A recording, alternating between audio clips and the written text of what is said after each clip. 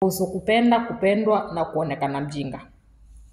Niongelee kuhusu kupenda, kupendwa na kuonekana mjinga. Kwanza karibuni sana katika channel yangu. Kwa majina kama mnavyojua ni Betty. Kwa wale ambao mko na maswali, namba yangu iko hapo juu ama iko hapo chini kwa description. Kawaida, only questions, na nitawajibu kulingana na maswali yako vyenye natakikana. Tumeelewana? Sasa basi niende straight to the point kwa sababu niko mbio na kazi zangu, lakini maneno ndio lazima niongee. Kupenda, kupendwa na kuonekana mjinga. Na grey divorce. Grey divorce. Hizo vitu vitatu nataka niongelee. Kwanza nikisema kupendwa ama kupenda na kuonekana mjinga, ni wakati ule wewe kama mwanamke ama mwanaume umependa sana. Let's say kwanza niende kwa wanawake, kwa sababu wanawake sisi ndo tunajisahau sana. Mwanamke unajisahau ni nini ambacho umeenda kufuata kwa yule mwanamume. Wanaume wameumbwa kuchagua.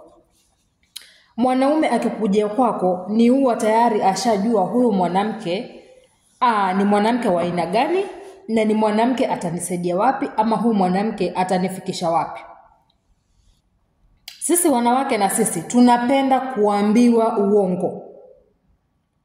Tumeelewana? Tunapenda kuambiwa uongo. Nitakujengea nyumba kubwa, nitakujengea flat, nyumba gorofa, na hali unaangalia tu huyo mtu mwenyewe ni hana pesa. Tumeelewana? So wewe unaangukia kupenda kiasi cha kwamba at the end of the time unakuja kuonekana wewe kama mjinga. Okay. So huyu mwanaume amekuona you are brilliant. Uko na mind ya kwamba unaweza kumjenga. Ukiwa katika ile age ama ule wakati unaweza kumjenga. Wewe ni mwanamke wa biashara, wewe ni mwanamke umefunguka akili, wewe ni mwanamke kuchukua loni, kuchukua kufanya chama, yani wewe uko pilika za kutengeneza pesa hapa na pale. Huyu mwanamume anakuchukulia kwamba huyu amenipenda na sasa nitamchukulia advantage. Okay, kupendwa sasa ama kupenda mwanaume. Nataka niongelee pati zote mbili, na kwenye kwetu tutaelewana.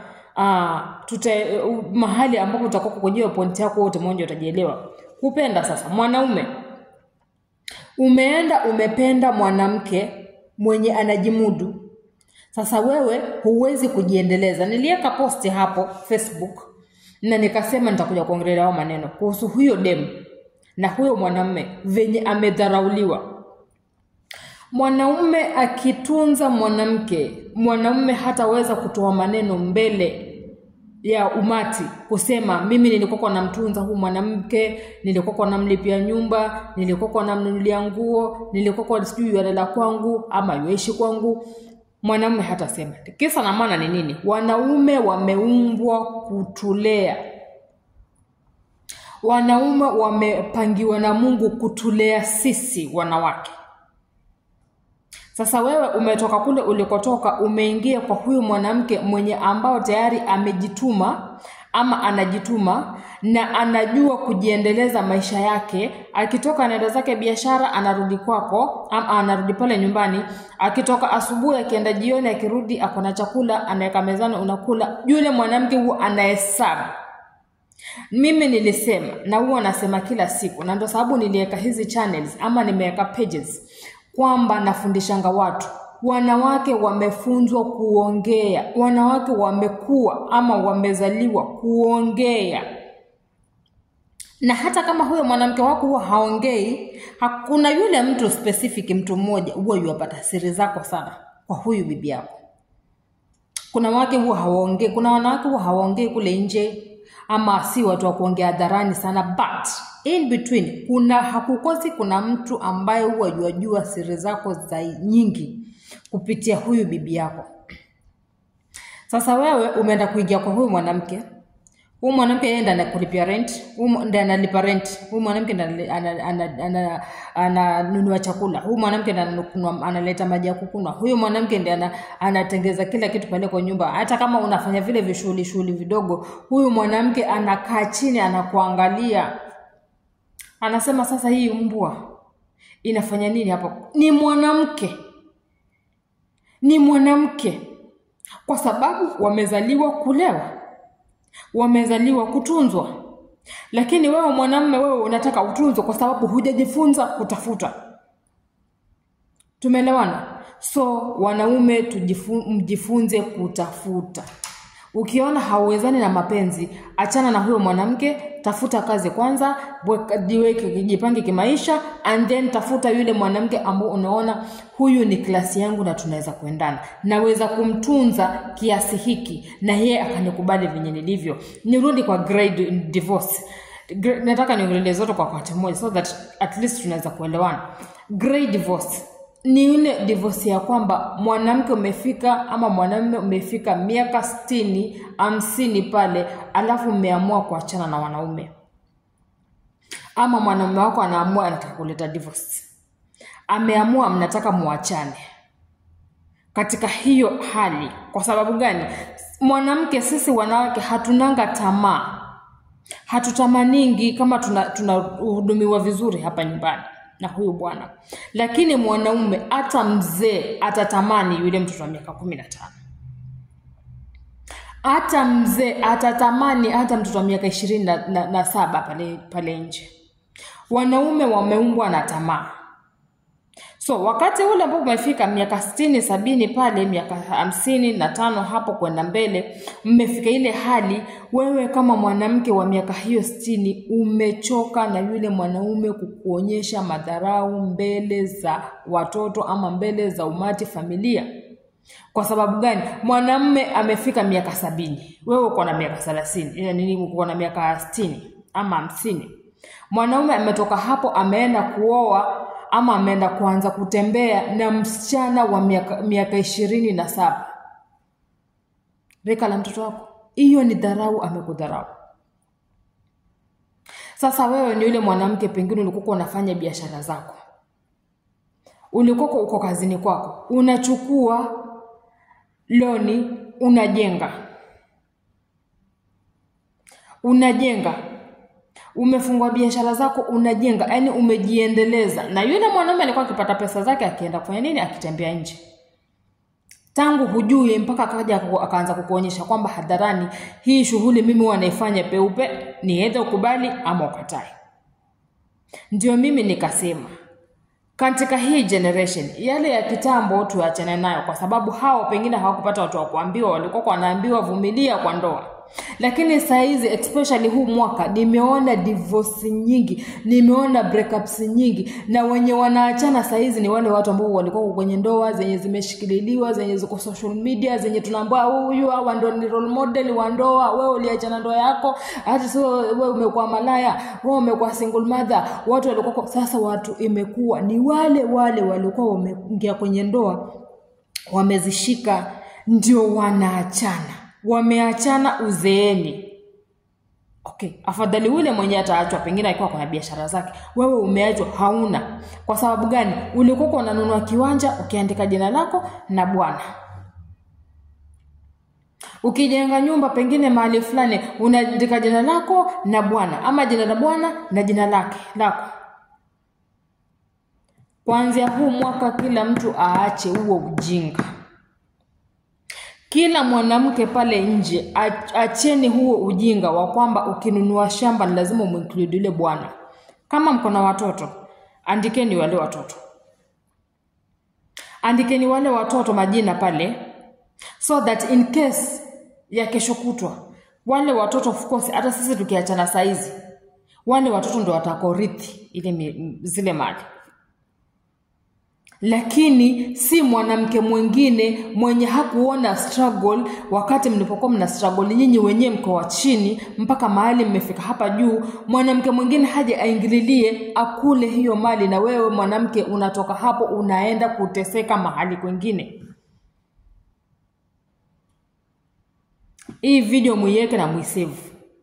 Kuanzia huu mwaka hujao 2005, make sure wakati ukifungua maisha yako tu hivi, na wewe ni mwanabiashara, mwana maisha yako, bwana kama ni kununua anunue kile chake cha kawaida, andike majina. Na wewe mwanamke pia jitume. Saizi wanawake wengi wameamka. Wanawake wengi wamekuwa ni wanabiashara chini ya maji.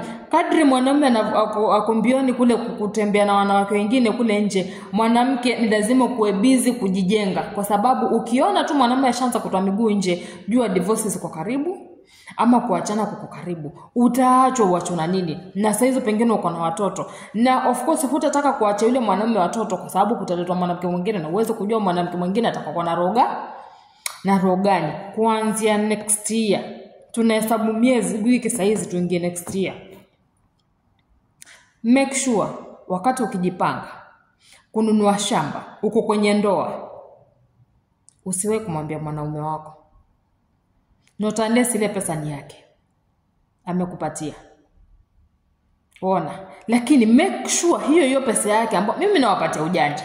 Msiseme wao Betty anatufundisha vibaya ama anafundisha mabibi zetu vibaya, kwa sababu saizi binadamu wamekuwa ni wanyama.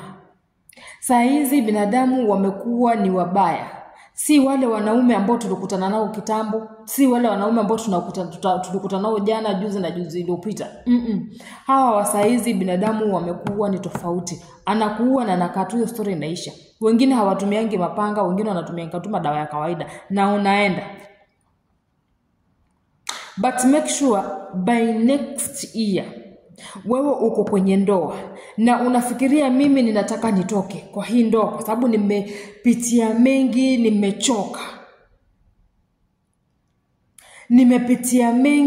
nimechoka na hii ndoa na nimeamua nataka kutoka. Usitoke kwanza. Usitoke kabla hujajipanga.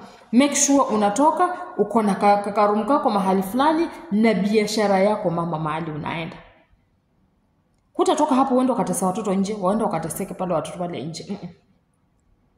Usitoke utoke hapo uende uanze kupeleka watu wako ni shida, ati uanze hodi sijui sina pesa nisaidieni kulea mtoto. No. Jipange, jione wewe ni fala. Waache yule mwanamume kwa wewe ni mjinga, lakini uko pale kwa ile ndoa. Na ikiwa uko pale kwa ile ndoa, unaanza kujipanga, unajua huu mwaka ama hii miezi miwili, miezi mitatu, jipatie miezi 6. Jipatie miezi 6 ama mwaka. Pale kwa ile crime scene. Tumeelewana? Ujipe miezi 6, ujipange kwa hiyo miezi 6, chenye ambacho anakupatia jiwekee. Tumeelewana wanawake? Kile ambacho mwanamume anakupatia cha pengine cha dina cha nini jifanyie nini, anza vyama sasa, anza chama, vikundi. Make sure unajiwekea watu 10, panga pengine kama shilingi 1,000 paka watu 10, hiyo ni pesa ngapi? Hiyo ni 10,000. Sasa kwa miezi 6 hiyo ni pesa ngapi? Uko na pesa ya maana ya kujianzishia biashara, ya ukitoka pale pa yule mwanaume unaenda kuanza kitu chako mwenyewe, tofauti ya kwamba umejiweka ukokoa. Si lazima uolewe. Nilihuwa nasema kila siku, ndoa si lazima, ndoa si guarantee. Si ati ni lazima ati uolewe ndio uonekane uliolewa. Na siku kuambia usiolewe. Ukishapata yule mwenye ambaye anaweza kukuoa na kukusamili venye ulivyo, well and good, congratulations, nenda. Lakini usijisahau. Wakati wa huu uzeeni sasa ukifika, wakati ambao mmeamua watu sasa mwanamume wako au pengine bwana wako ashapata kasichana kadogo pale nje, ameamua kutoka, unatoka uko full package. Usitoka uko una mahangaiko. Ujue utaenda wapi? Ushafika uzeeni, uweze pata mwanamume mwingine. Haya, pengine maisha yameshakulemea kwa sababu zile pesa yote, kila kitu chochote ulikuwa unaandika na kwa upande wa bwana. Tumeelewana? So, yule bwana atasema kila kitu ni chake, hata kama wewe ndio ulikuwa unachukua loni. Ukifanya yale mambo, ulimpatia heshima ndio, but hiyo heshima anzeni kuikata saizi. Mpe heshima hapa nyumbani kabisa vizuri. But tukienda kwa upande wa pesa, hiyo heshima itoe. Jipange kwa upande wako. Ona. Mpende but usijisahau. Mpende yule mwanaume venye unataka na venye anataka. Mheshimu, lakini usijisahau kwa sababu kuna kesho, kuna leo na kesho. Lazima watu wajifunze kwamba kuna kuachwa. Kuna kupendwa leo na kuna kuachwa kesho. Ukiachwa kesho utaachwa na nini? wakati huo huwezi kuandikwa. Kuna miaka ikifika wewe huwezi kuandikwa. Unasanlesi uko na biashara kako, unajiendeleza na biashara yako. So anza kujiwekea size. Mwaka ujao eye opener. Mwaka ujao unajiwekea. Yule mwanamume ni mkali si mkali, ni kiasi gani vile, jiwekee. Ndio kikiumana unajua unaenda kuvunja banki yako ukifanya jambo la maana. Karibuni tena. Mimi niko hapo kuwafunza na kuwapatia maono na kuwapatia mwelekeo. Mwenye atakayeshika ashike, mwenye atakayeshindwa akae. Karibuni tena.